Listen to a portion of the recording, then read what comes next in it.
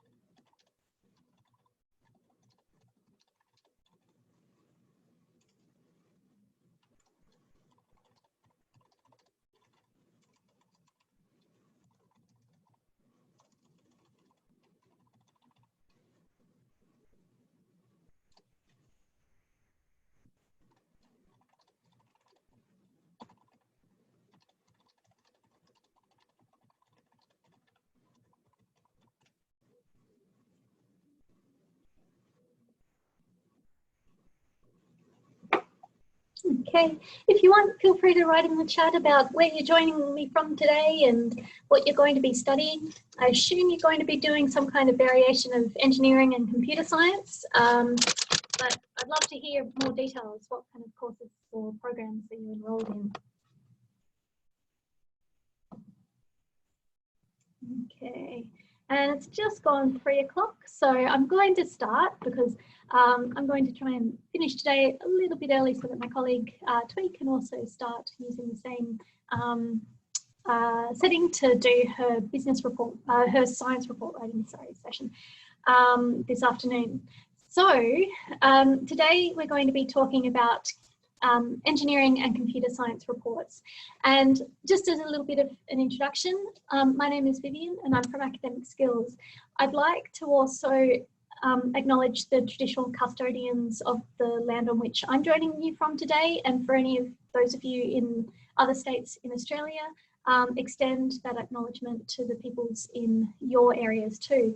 Here in Canberra, the First Nations people are the Ngunnawal and the Ngambri peoples, so I'd like to pay my respects to their elders, past and present, and again extend that respect out to other areas of Australia from which you're joining me today. In today's session, do feel free to write in the chat.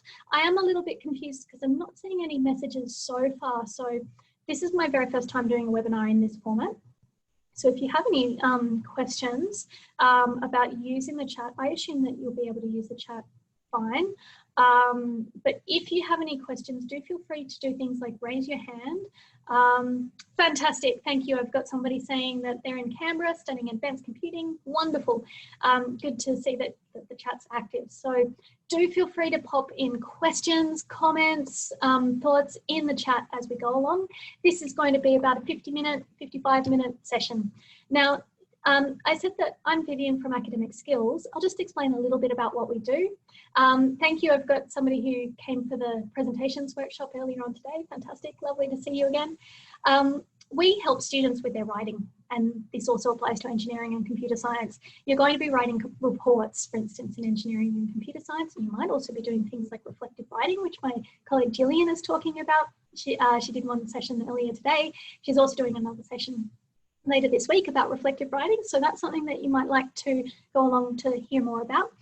Today is a workshop like we do around this time every year, where we give you a bit of an overview of what's involved in the major pieces of assessment and study skills that you'll need to use at ANU. But you can also come and see us for individual appointments. So if you ever have a report that you are writing and you want to get some feedback on it before you submit it to your lecturer, you can actually make an appointment to come and see us.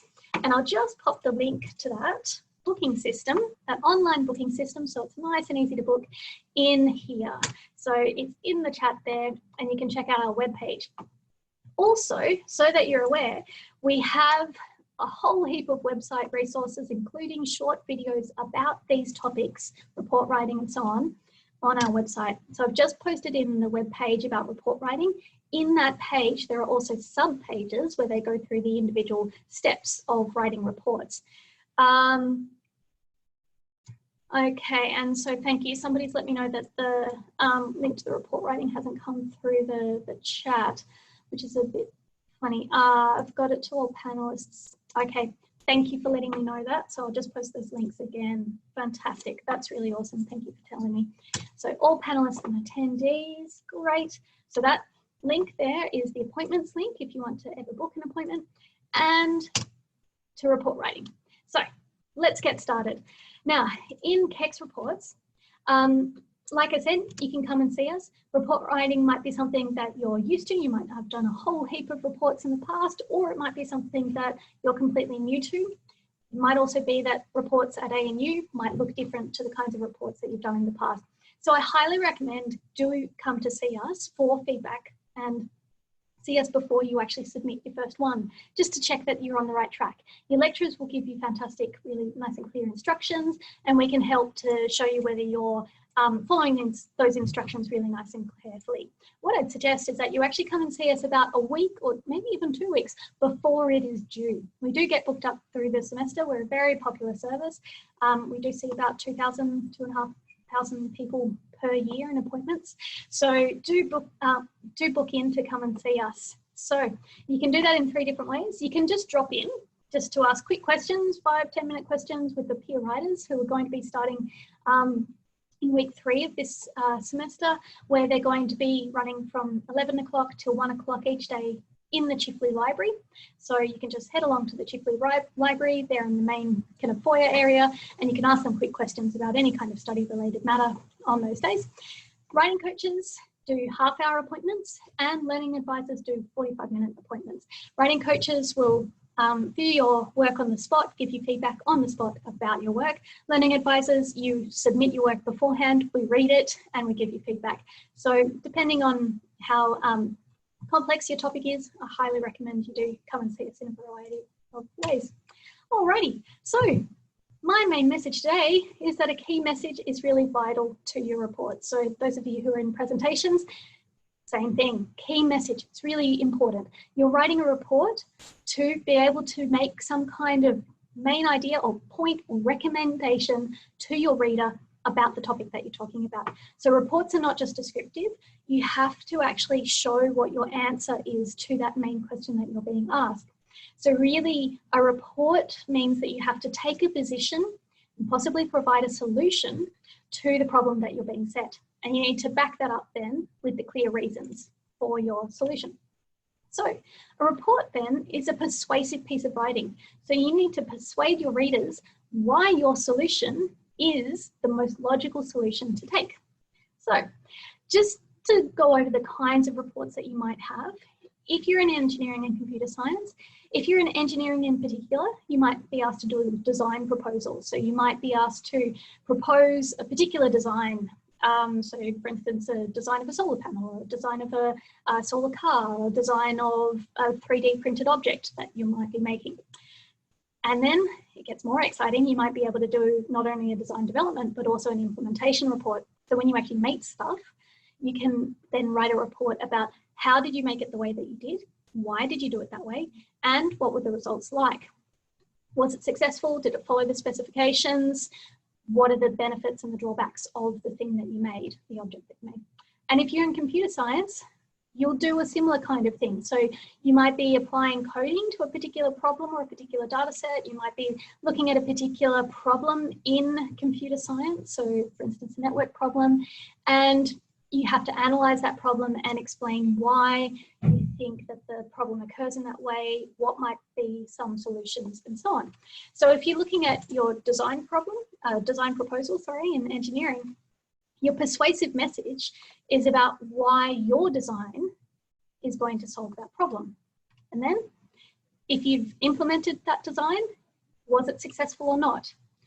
If it was successful, why was that the best way to do it? What are the outputs that were beneficial? Why are there advantages to it? And also potentially, if there are limitations, why can you see the next steps as being the most logical next steps to take? So if it was completely unsuccessful and you're quite disappointed about it, that's okay. It's fine for your work to be something where you face many hurdles, but your report just writes about why you thought those hurdles were important, what you think could be done about them in future, why you think they impacted the work in the way that it did. And then for computer science reports, you'll be persuading the reader of why your code or why your analysis is logical, what the benefits and the disadvantages are to your particular design. So you'll be persuading the reader of why your outputs are the most logical ones and what kind of things could be done to improve it in future. All right, so really a report is going to take a few different steps. And actually when you get given a report set of instructions, you might see that they've actually laid it out in the same process as you might write it. So what I've got here on the slide is a bit of a diagram of what the report writing process might look like to you. So first of all, you'd start by breaking down the task, figuring out what to do and what your lecturer wants. And then you need to collect the information, do some analysis, gather evidence and so on. And from that, rather than start writing immediately, what you can do usually at that stage is to figure out what your key message is roughly going to be. And that's actually a really important step, particularly when it comes to group writing.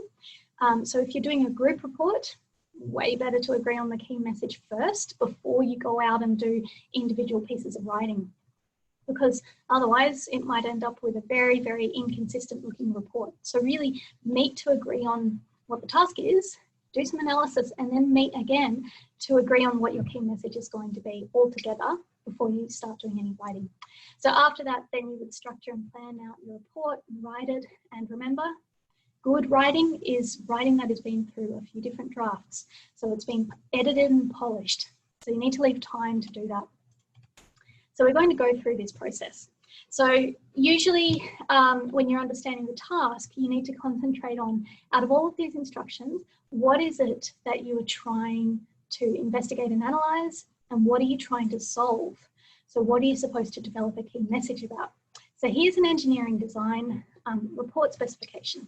And out of this one, so there's a paragraph here of information, but the thing that I see as being the key point that you're going to develop a key message in relation to is about the optimality or goodness of the final design.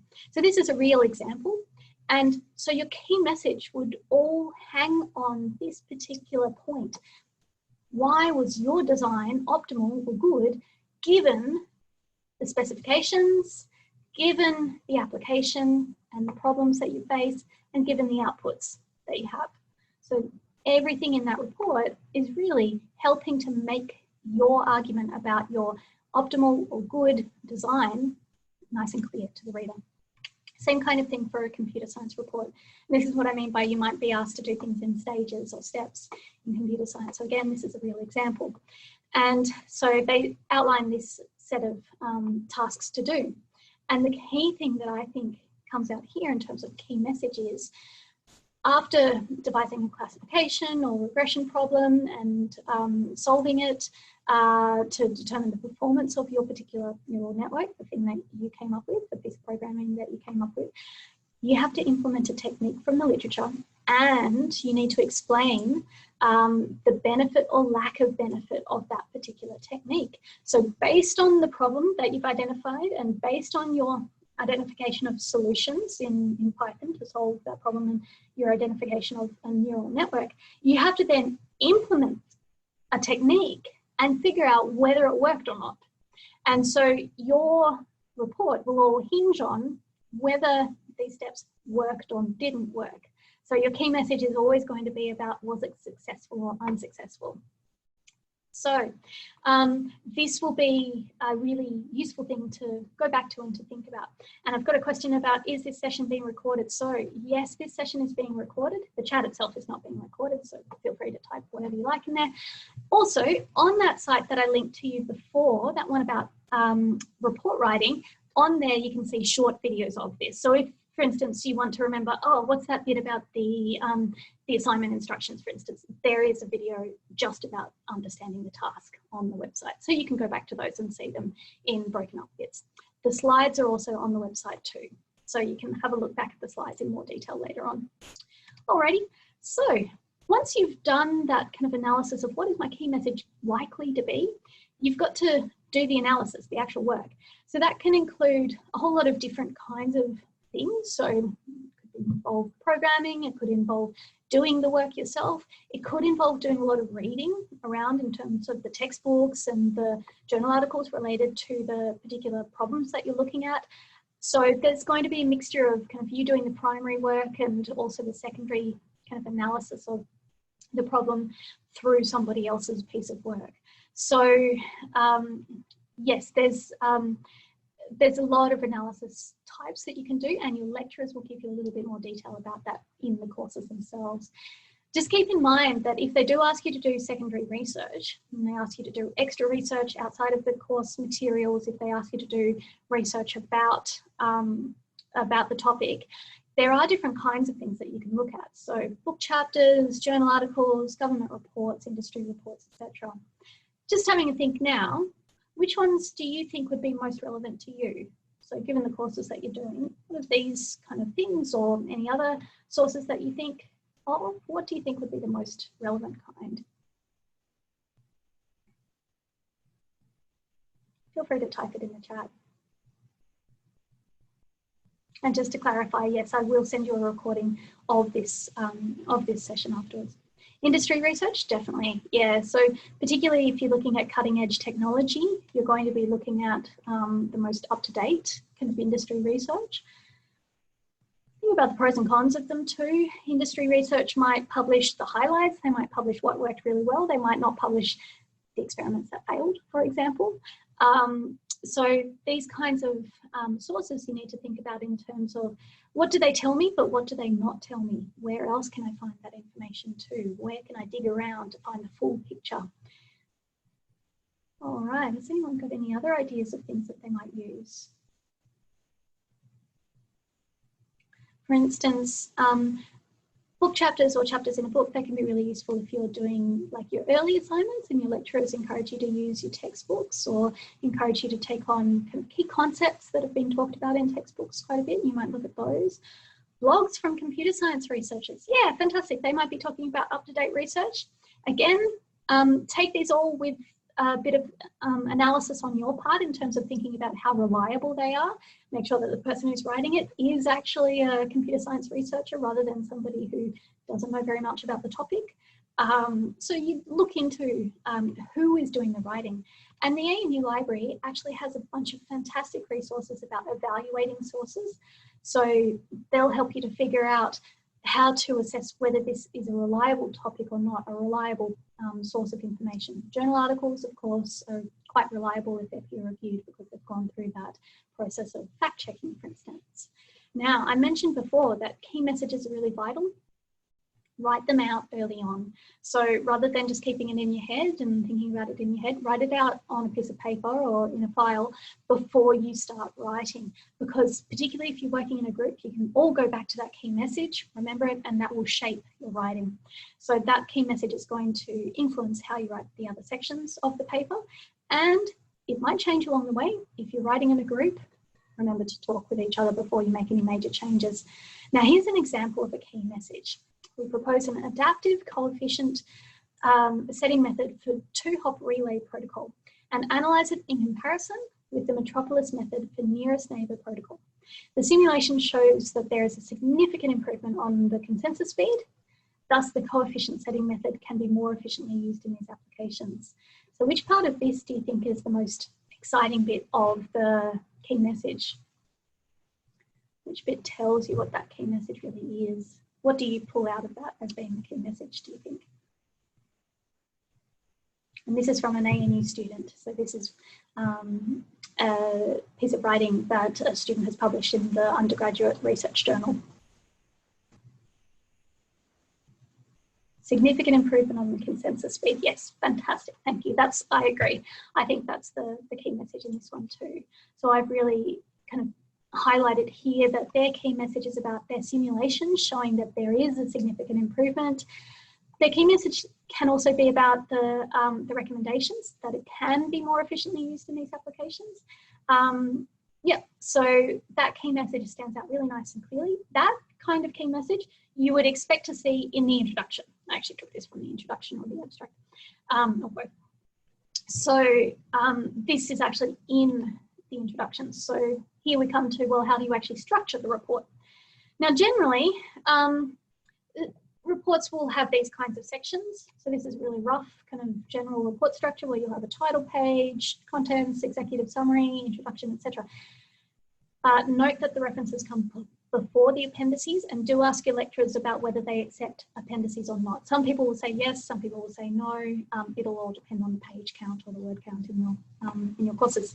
Now, the discussion section is the most flexible part of the whole thing. So this is where you've really got to decide on how you have to structure that part.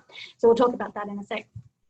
Basically, when you think about your report structure as kind of introduction, discussion, conclusion, you can think of it similar to a scientific report. So if you've done kind of experimental reports before, where the introduction sets out why you looked at it, then you've got sections on how you looked at it, what you found, and then why those findings are meaningful.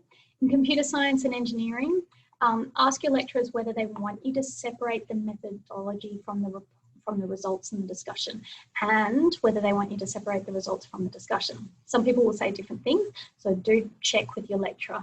So often in computer science and engineering journal articles, if you read those in your courses, you will notice that actually the results and discussions are combined, and they do include a lot of the methodology. So have a think about what's expected in your course and ask your lecturer. Generally though, you're going to be explaining in kind of roughly this order why you did it, how you did it, what you found, and why it's meaningful. It's just that maybe you did a few different stages. So it might be that you repeat this multiple times within your discussion section.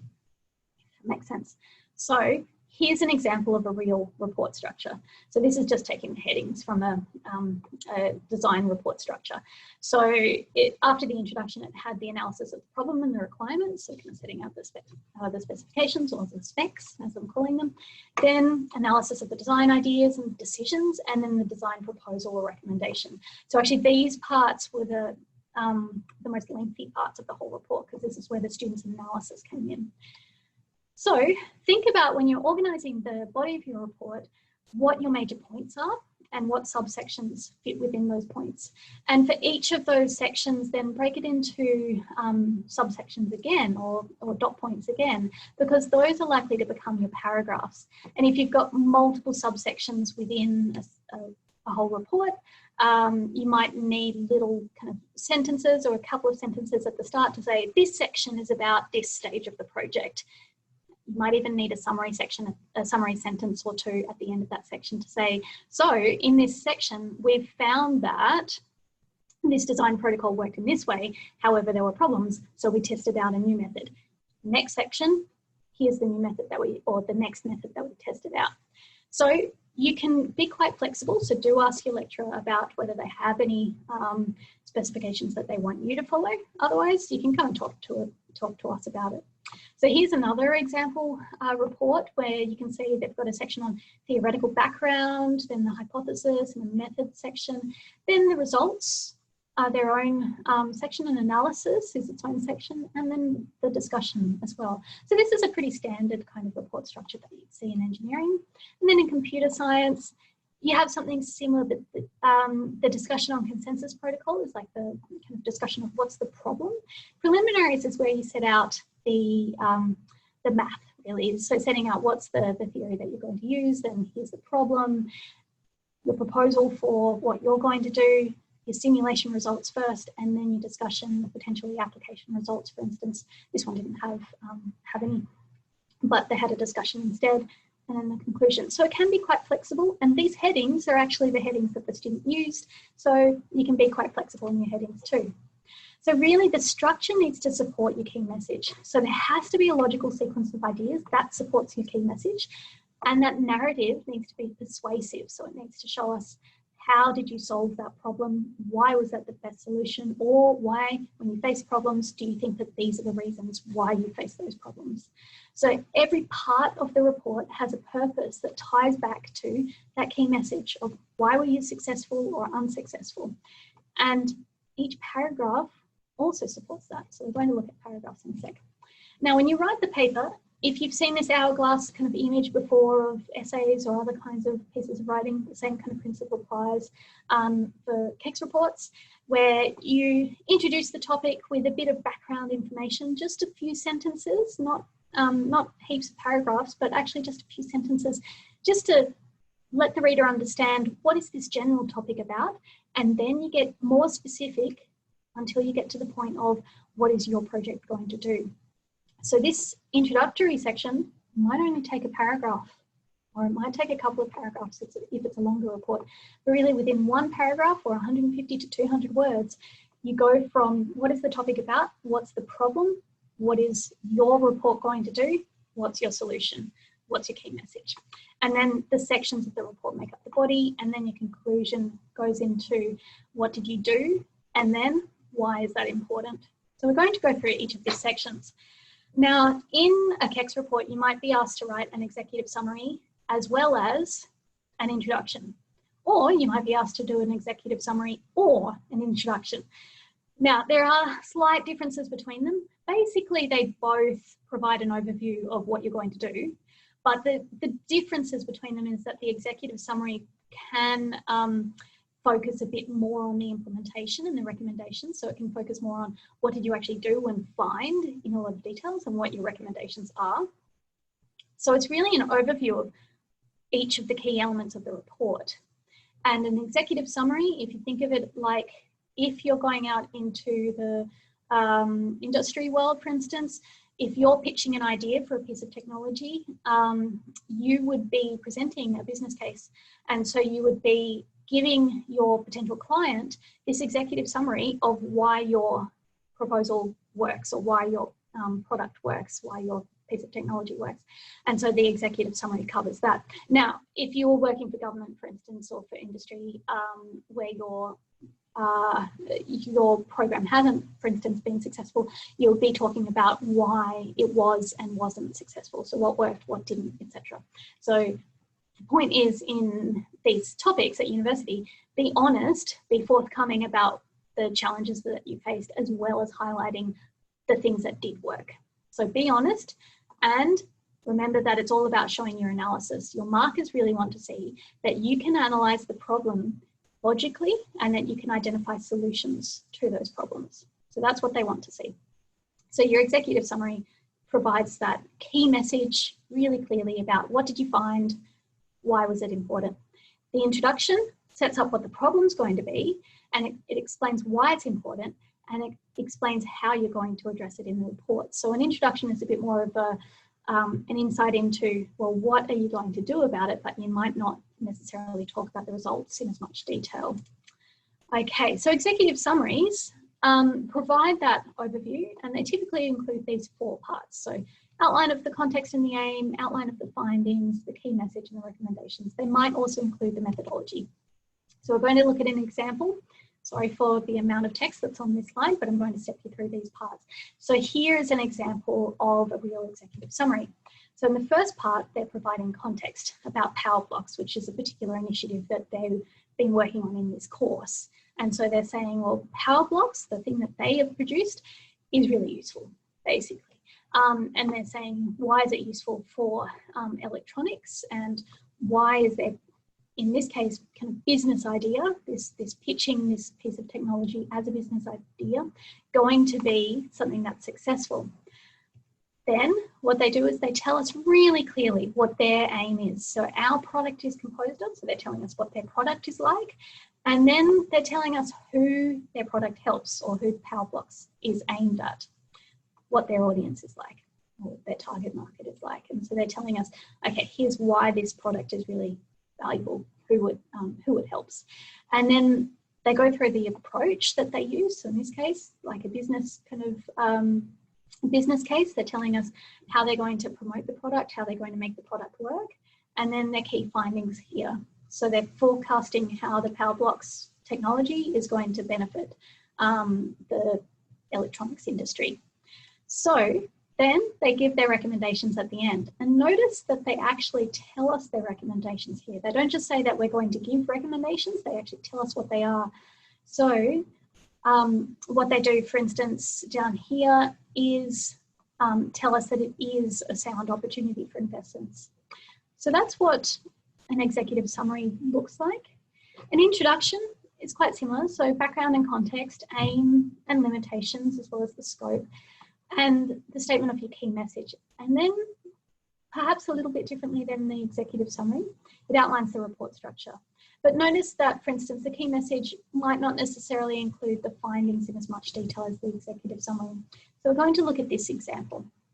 So they first of all give broad context for this consensus problem. So this is the same topic as we looked at before in the computer science key message. So they're talking about consensus problems in general, why those problems matter, so how they apply to different disciplines, and then they give a narrower context to talk about the consensus protocol. And they talk about distributed methods, which then raises their question about what they're going to do about distributed methods. So their aims then emerge as investigating the consensus protocol. And notice here how they've got this outline of the report structure. So firstly, we outline preliminary knowledge. Secondly, we do this, etc. And that outline of the report structure can really help when you've got a long report. So it helps your reader or your marker to know what's coming next. Then they talk about what they did. So what the implementation was like, what their aims are, and at the same time, they're outlining the report structure. They're continuing to do that. So you'll see again these kinds of signposts. Firstly, secondly, thirdly, and notice too, this is a group a group report, or it's written in first person, in other words. So that's completely fine. In this particular case, if you're worried about whether you can use first person or not, ask your lecturer. Some lecturers might have particular recommendations.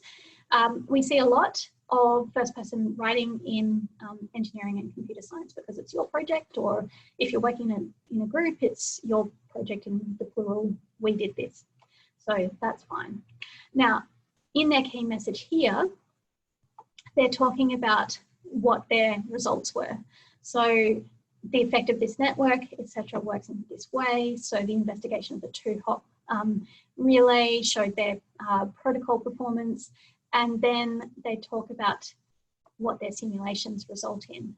Now, at the end there, they've got last week included our project with some future research directions. You could potentially be a little bit more specific there and say the future recommendations are these and these, if you wanted to.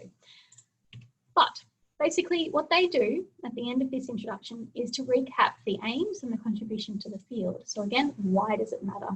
So because that was quite a long introduction for a longish report, and they quite nicely stepped you through those different moves of an introduction, they then feel like it's good to then wrap it up by reminding the reader what they did. So not just ending on what can future research do, which kind of puts the emphasis on what other people could do.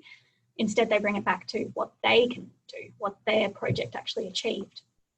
So this actually reminds us, why is this an important contribution to the field? So it follows a really nice structure.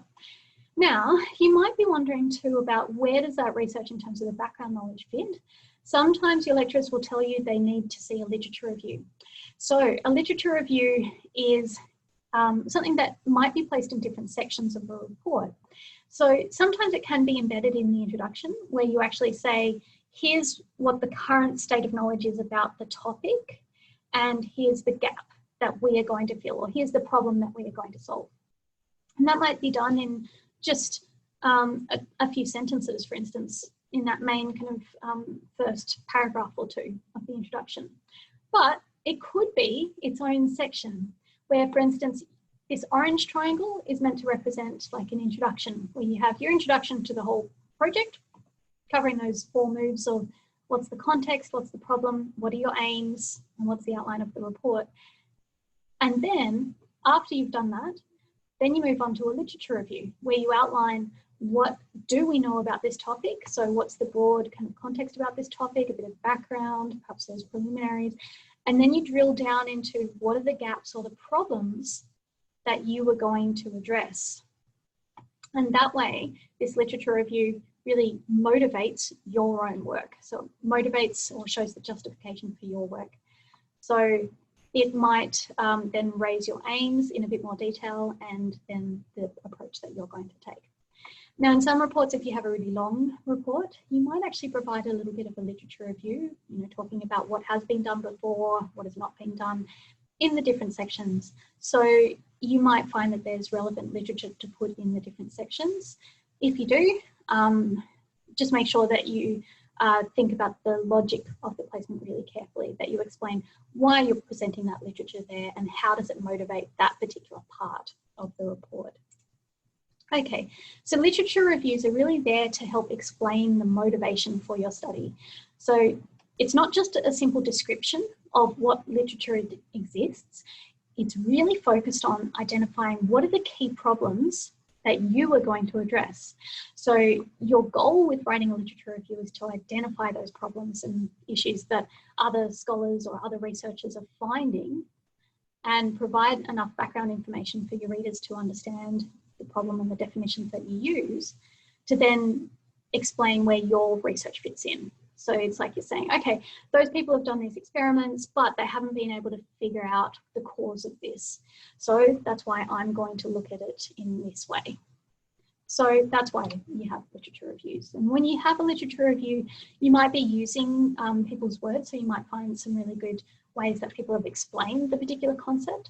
And there are different ways to use that material. So what I suggest is that you go along to the workshop on using sources to find out a bit more, because you can write quite a bit in your own words about those concepts. Even though they look quite tricky, quite involved, you can actually show your understanding even better when you write in your own words, which is summarizing or paraphrasing or even synthesizing. Now, I'm going to go over this quite quickly, so please bear with me as we do, and do feel free to ask questions in the chat as we go through the following slides. But the key thing to remember is that in engineering and computer science, most of all, you're being expected to write in your own words. It is very rare to see quotes in engineering and computer science reports. Quotes are when you quote exactly what that person said. So really your lecturers are expecting you to summarize, paraphrase, or synthesize other people's work in your own work. So you can go along to the workshop to find out a little bit more. But if we take an example here, you'll see, for example, that in this paragraph, the author is doing quite a few different things. So a summary and a paraphrase is where you write in your own words. A summary is where you're summarizing the main idea. A paraphrase is where you're taking one particular idea. So in the black here, they're summarizing what this all 2019 study found overall. Whereas in the red, they've taken particular information from these studies and they're presenting them in their own words. So these words are different to what the original says. But then, note how in here there is a quote, but just very brief. So Hassanova et al. Point out that transaction patterns can be observed and it is possible to link a user identity to an address. So if, for instance, you think that expression, that exact same words that those people have used are really pertinent to the idea, if you think they're really expressed in a way that you can't get across in your own words, then you might quote it. Or if you think it's a brilliant, expression, that's when you might quote it. But most of the time, it'll be paraphrases and summaries interspersed with your own analysis. Notice too, topic sentences, which is what I'll talk about next. Your own analysis usually appears at the start of the paragraph, then interspersed throughout, and then right at the end too, where you're summarizing what that paragraph has been about. So really think of your analysis as you showing the connection between how those different pieces of information back up your key idea. So this paragraph is all about how blockchain technology has opportunities, but also has some serious limitations. So this grey text is actually helping us to understand what the limitations are and how those researchers pointed out the limitations, as well as the opportunities. So here are some of the limitations, here are some of the opportunities that it has. And so that final sentence at the end is justifying how they've shown those opportunities and limitations in blockchain technology. All right, so when you write the body of the report, each of those paragraphs have to really relate back to what's your key message about. So if you, for instance, tried an implementation, that will be about why did you try that implementation, and then what worked, what didn't work, what was the optimality or the goodness of your particular design, for example. So the body of your report is where you present the findings, like the data, for instance, that you're using, and do make sure that you discuss all your figures and tables in the paragraphs. When you're thinking about the report, usually people will find it really helpful to actually look at the figures first of all and then figure out what your key message is going to be in that section. But keep in mind that the figures and tables, they can't be interpreted very easily by the reader just by themselves. So your paragraphs need to tell the reader how they should interpret those figures and tables. So every figure and table should have some kind of explanation within the paragraphs themselves. You can't just rely on the reader to interpret those figures or tables just from the figure legends or the table headers. You have to actually write about them in your paragraphs. And you can actually use appendices in many reports, depending on what your lecturer says, to put your raw or extra data in. So if you're struggling to fit everything in and you've got that raw analysis that you've then derived a graph from, for instance, you can keep the graph in the body, but move the raw data to the appendix. Okay, so thinking about paragraphs, we just looked at one, and what I explained there about a topic sentence is really related to the fact that paragraphs are supposed to represent one main idea each. And if you think of them like a burger, paragraphs have three main parts. So there's the top bun, which is the topic sentence. So that's the main idea and the the key message, how that information that's in the paragraph relates back to the key message. Then the filling of the burger is your evidence. And that can be a whole mixture of things, just like you saw in that example. And then the final bun is the concluding and linking sentence. So wrapping up, how did all of this filling stuff or evidence help to make that key message happen? Remember, paragraphs are usually quite short, so 150 to 200 words. I wish there were burgers after this session. That would be lovely. It does make me hungry, actually, this image. So if we take a look at an example, here's one from a results section. You'll see at the start, so this is your topic sentence that I've highlighted here. So we've got the main idea of this paragraph. So this paragraph is really analysing figure 1. And it ties back to their main argument or their key message. So how the second order neighbour could help increase the consensus speed. So again, optimality or goodness of the design, how can it increase the consensus speed? So it's about why was this successful? Why did it work? So your key message should really be kind of emphasised in the topic sentence. You need to think about how does this particular paragraph help me to advance that key message? All right, and then in the middle of the paragraph, you've got your evidence and analysis. So evidence might be kind of describing what figure 1 says, and the analysis shows why they think that that shows the increase of the consensus speed. All right, and then what now what you've got here down the end is not necessarily a concluding and linking sentence. This one is actually kind of an extra idea. So interesting point. Not everyone uses concluding and linking sentences. If you've got a topic sentence and that's really nice and clear, fantastic. You might not even need a concluding and linking sentence. They're kind of more optional. It does make them nice and able to digest really easily. But if you've got a topic sentence, that's great. That's fantastic. That's the key thing that you need to help your reader make sense of the paragraph. What you don't want is a bun without a topic sentence. So if you had, for instance, a burger with no bun, it'd be very hard to eat just with your hands. So it'd be very hard to digest and figure out how it all fits together. So what you really want to do is make sure that if, for instance, you've written a draft and you've got that, you don't really have a topic sentence, instead you've just plunged into the evidence and the analysis. If you've got a sentence in the paragraph, it's usually towards the end that you end up writing this when you're drafting out your work, that sums up your work really nicely and explains why that paragraph relates back to your key message. Copy that, I'll cut it out and move it up to the top. Make that your topic sentence, rewrite another sentence in the kind of end bit, and then that will make it much easier for your reader to understand. Because if you, for instance, started this paragraph just with, for instance, node 1 has a second order neighbour, you'd be a little bit lost. So you really need to understand how that key message gets across. All right, so really the body or the evidence in your paragraphs can be from your own analysis, your own data, can be from the evidence of other academic sources. It'll depend on the assignment question that you're asked and what your lecturer wants.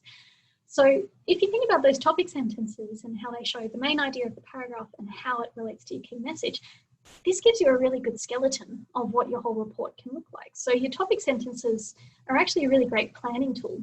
So before you even start writing the paragraphs in detail, what some people really like to do is just write out the topic sentences first, and then they can go back and fill in the paragraphs as they write up the drafts. So if you're doing a group report, you might actually get together and write out your topic sentences all together for each of the sections, and then go away and fill them in with a bit more detail. It'll take a bit of coordination, but I think that's a really great way of working. Conclusions can be quite short, actually. They can just summarise your key findings, talk about limitations potentially, unless you want to talk about limitations in a previous section in the discussion, that can work too. And conclusions can usually wrap up the recommendations and future directions. They could even go into a bit more detail. If, for instance, in the discussion section, you already talked about the recommendations and the future directions, that's fine too. The conclusions can just summarise them neatly. And then finally, it will talk about what's the overall significance or the implications of your work or the applications. So here's an example, where we've got, first of all, what was actually done. so what the purpose of the paper was, and then they've got their key message. So they developed this hypothesis, and that the hypothesis was supported. So notice here how it's not necessarily following that exact order as what I showed on the screen here. So it depends on how you want to write it as to what you do. But basically what they're saying here is, what did you do? Why did you do it? What did you find? And then they talk about the implications and future directions, talking about future work and future steps. And then they talk about the so what, or the implications. So when you wrap up your conclusion, really ask yourself, what did I do? Why does it matter? All right. Then after you've written your conclusion, you might be really tempted just to not ever read it again. Don't do that. Make sure that you leave time to edit, because editing your work really, really improves it. And that's the thing that I think people regret most of all, is if they haven't left enough time to edit it. So really do make sure when you are working as a group or when you're working individually, give yourself at least a few days to go over that paper and edit it. So what we recommend is that you actually edit it in these 4 levels. So rather than focusing on typos, because if, for instance, you go through your report and you just fix up the tiny mistakes, like the spelling mistakes, you might have spent a few hours doing that, but then you might realize, actually, you need to cut that section. So really, what you need to do is tackle the hard stuff first. So first of all, look at your argument or your key message and think about, is the key message actually there? Do we have one? Because that is the most important thing. If you can't tell your marker what you did and what you found and why that finding is important, then they might be lost reading the whole thing. So make sure you've got that key message first of all. Then look at whether the structure actually works, whether there are bits that you need to cut, move around, expand on. So make sure that those are good. And actually, those are the things that matter the most. And your markers will actually kind of reiterate this in the marking rubrics that they use. So they will give you instructions and they will give you marking rubrics where they show you how they are going to mark it. And in the marking rubrics, it will usually outline, is there a key message and is there a good structure? And those will be weighted quite highly, as well as was the content correct. Then after you've done those, then it's time to get into the details, and that's looking at paragraphs. Do they have a topic sentence? Do they have enough evidence? Are they well structured? Are they nice and clear? And then the expression stuff. So we've got heaps more information on our website about editing your work. So I can put the link to the chat in the chat there later on. But do also take care about your presentation. So do also proofread your work too and check that the referencing is correct. Do all of those kind of proofreads through to make sure that you haven't got any mistakes, make sure that the figures are all correctly formatted and so on, and make sure that the appendices are labelled. So actually, you know, you do need to do quite a bit of polishing up at the end. So make sure that you leave yourself that time. Now, I have mentioned it quite a few times that you might be working in groups, and if you've ever worked in a group before, you probably know that they can be quite difficult to work in because of all kinds of things. We do also have fantastic information on our website about effective group work. The key thing that we recommend is make sure that you set expectations really clearly as a group early on. The key thing that makes groups fall apart is because different people have different expectations. So one person might expect that you only need to check in once every couple of weeks, whereas another person might be expecting that everyone wants to do really well on the assignment, so they need to check in at least a couple of times a week. And you can see how that then can cause problems. So what you need to do is talk, first of all, meet regularly, talk about your expectations, talk about whether you're the kind of student who wants to do really well or whether you're the kind of student who has a lot on their plate and they just want to get through this assignment so that they can concentrate on the other things. So set those expectations early, draw up a plan of what you're going to do and set the roles that you're going to take. Who's going to manage the meeting minutes, who's going to do the reminders for the group, who's going to be the person who raises the counter arguments or the objections. Somebody could play that devil's advocate kind of role and say, but hang on, we haven't thought about this. And that will serve to strengthen your group's output. Make sure that you all work on managing the group together. Think about what are your strengths, work to those strengths, and be clear about that, talk with each other about that, and talk with each other if you're unhappy about what's happening. So reflect on what's happening and talk with each other. Also, bear in mind that you can also talk to us to get advice, talk to your tutors if you feel like things aren't progressing as you'd like, and check out our advice on group work too. So there's plenty of support available for your group work, but it's important that you reach out for help. Do that early before things go pear-shaped. So I hope you all have fantastic experiences in working in groups. It can be tough, but if you follow this advice and if you're diligent about communicating with each other, then you can often resolve those issues as you go, and that actually makes you a better group. So to wrap up, really consider your key message when you're breaking down the question and when you're planning out your assignment, and make sure that you structure your report to support that key message. On top of that, the writing needs to be logical and clear, follow those paragraphing conventions, make sure that you leave time to edit and proofread your work, and use those group strategies to help you get through the report. Now, like I said, you can get plenty of help. You can come and ask us questions. Peer writers are on from 11 to 1, Monday to Friday, Chipley Library from week 3. You can also come and see us for appointments. So you can check in and you can actually make group appointments. So you could actually book in, then you give us a call to say, hey, we've got multiple people coming, just so that we know that we have enough chairs, for instance, in the in-person setting, or that we send the Zoom link to everyone. And you can also come and see us for longer things too, where we'll actually read your work in advance. So if you've got a really long report, come and see us for those appointments. Now, if any of you have English as your second or third or other language, there's also conversation groups, and these can be really fantastic ways to practice working in groups to get your communication really confident, particularly, you know, if you're studying overseas at the moment. So you can join the Let's Speak English groups, and they run Monday to Friday, and they run on Zoom, and there's one session each week in person as well if you happen to be in campus. Come along to those.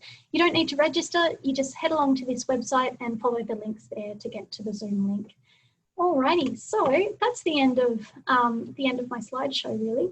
This final slide is about whether you want to view more details and videos. So we do have plenty on our website, and we also have an Orientation Week Waddle site, which has the slides and handouts and things like that too, but they are also on our website. The Waddle site is more for if you have no access to YouTube, for example, you can head along there to see the videos. Okay, so sorry, I stopped the screen share there. Does anyone have any questions that they want to ask in the chat? If so, I'm going to stick around for another few minutes. If there were links that you want me to share, more than happy to share. I hope that's been helpful. So please let me know if you have any questions. Keep them on in the chat. No worries, I'm glad that you enjoyed it. And like I said, you know, this was just an overview. It went through things quite quickly, so you can go back to the website, find those slides and the videos as well, and you can find out more about report writing by coming and talking to us as well.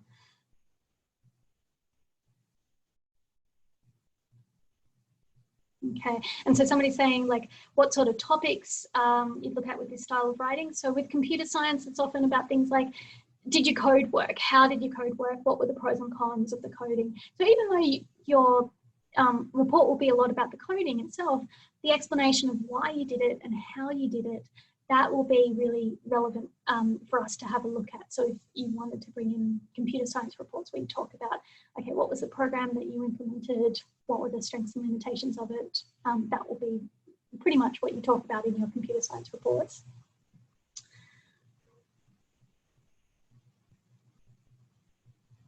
Awesome, great. Glad I could answer that question. Okay, well, if you don't have any other questions, I'll leave it there. Like I said, do feel free to get in touch, ask questions. I'll send you the link to the recording afterwards so that you can see it. And like I said, the slides are on the website, as well as shorter versions of this same workshop where I go through the things in a little bit kind of divided up kind of way, where it's divided up by the subsections. Okay, well, thanks everyone for joining me today, and I hope you have a really fantastic time in your courses. I hope you have a lot of fun writing your reports and meeting friends in your group work as well. So like I said, if you ever have any questions, just Google ANU academic skills. You can Google ANU academic skills, report writing, group work, all kinds of things. And we have plenty of other workshops on this week. So do check out our events page that's on that webpage. All right, thanks everyone, and take care. See you later.